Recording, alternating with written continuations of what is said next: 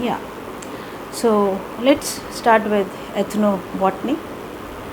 And in this first talk of mine, I'm just trying to introduce you what ethnobotany is and how it is relevant in present days time. So, starting with this, I think first we understand what is ethnobotany. Ethnobotany is study of plants of a region, and here our focus is on their practical uses and uses through the traditional knowledge, how the native people of that place are using those plants. So, we try to use that information and bring them to our present day use. So, maybe the ethnobotany, if you say this in simple terms, it means investigating the plants used by societies in various parts of the world. That is in fact the conventional definition, and this definition I have taken from this is the direct definition which is defined by father of ethnobotany. You know who is father of ethnobotany? Father of ethnobotany is Richard Evans Schultz, and he has done a lot of work in South America. And if you surf in YouTube, you would see a lot of in Amazon in South America. And if you surf in YouTube, you will see a lot of his direct interviews, a lot of videos contributed by him directly. So that can be a very knowledge enriching thing to listen to some of the videos which are contributed by father of ethnobotany. Then coming back to ethnobotany, what does this imply to exactly? Ethnobotany is coming up as a cross disciplinary science because it is coming up from anthropology, where we study the mankind, the cultural and heritage of mankind, and in botany we study the plants. So ethnobotany is coming from anthropology and botany.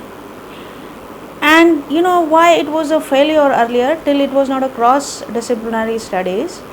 The botanists were studying the plants without concentrating that how these plants are fit in that particular society, how that society is surviving with these plants.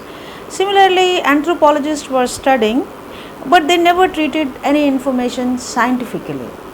They were interested in culture and traditions, but they didn't treat this information scientifically. So gradually by 20th century, the focus changed, and people from anthropology and botany, they collaborated with each other, and we have better methodologies and conceptual reorientation that has given birth to present day ethnobotany. So ethnobotany, basically what we will try to do here is we would explore the different avenues where we can get more plants and apply them for human welfare. So the main components of present day and ethnobotany could be, first, the person, or if any person who desires to become an ethnobotanist must have these following components. One is that he should have a botanical training, meaning he should be able to identify the plants, he should be able to know how to collect these plants, how to preserve these plants. Similarly, he should have an anthropological background, meaning he should understand the several cultural concepts, the tribes, and several with reference to plants. And apart from this, one very important thing which Schultz, also the father of ethnobotany, also pointed out, just knowing the cultural language, just knowing the botanical training will not help you. You have to have a linguistic training with a good knowledge of tribes until unless you enter into that tribe, because these tribal people are not happy to give their information. They will not give you unless you enter into their tribe, you generate a goodwill with them, you understand their language, syntax and everything. Then only you will be able to tap their resources. Then apart from this, they should have a clear, way to understand the present day demands and how this information they'll be able to use in the present day world, maybe for any sort of human welfare, ranging from medicine to food to clothing or to anything.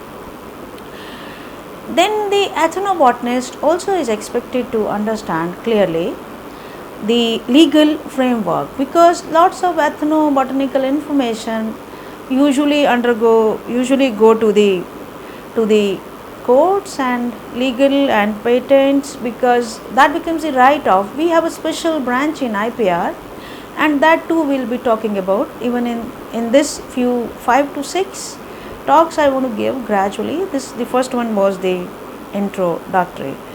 So I hope I could introduce you what is ethnobotany, and I also told you the job of ethnobotanist is to train themselves with botany, how you are going to cultivate, collect, and how you are going to conserve those plants, then how you are going to enter into a tribe to collect all information, and how you are going to get the basic information about the tribe from where you are trying to extract this information, and how, meaning you should have some interest in the beginning that how you are going to apply this in human welfare, and then you should also know the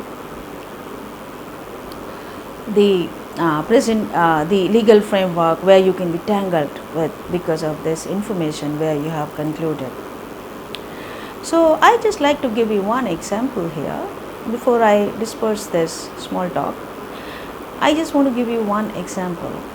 Everybody has heard of Rauwolfia serpentina, and we study a lot of usage of that. In fact, it is applied everywhere from maybe schizophrenia treatment to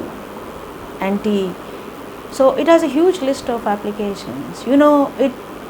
This serpentina, its extensive use is a result of ethnobotanical studies, and it is coming from India. So in India there were two scientists in 1931, Siddiqui and Siddiqui. They from Himalayas, they extracted some of the alkaloids from this plant, and they have a right over these. And since then, since 1931, this plant is used for extraction of these alkaloids, and in several reputed international companies like Ciba, from Ciba Laboratories in Switzerland. In fact, Indian Rauwolfia has a high repute in modern medicine, and these several companies internationally, they use this Rauwolfia for extraction of these alkaloids. So you can start with any small information, any small project where you have something in your mind that you're looking for, how you're going to go about it. Suppose you first have to have a need, what you are trying to work on, why. You have to have all background about which ethnic populations have been known to use this, and you got to train yourself how to enter into that population, and you should understand lots of potential plants around, and then maybe you'll be able to apply this. So with this one, I was just introducing you the things, and then maybe gradually in the next talk I will take you further with few more plants and few more methods to cultivate those plants, conserve those plants, and apply them for human welfare.